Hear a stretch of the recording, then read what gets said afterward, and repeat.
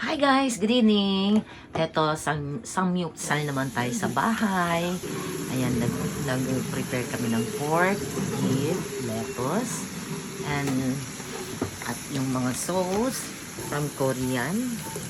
Binili namin gochujang and yung ibang mga sauce natin dyan na maanghang. And sarap na sarap ako sa kain yan dahil ilang araw din craving kami yan. So, nag-prepare na lang dito sa bahay ng mas mura.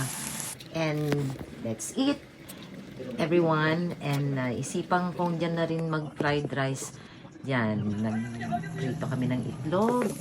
Kumain ng hiniwa yung maliliit yung pork. And then, naglagay ng rice. So, ayan, nilagay ko sa lettuce. And then, kain ulit. Wow, delicious, yummy.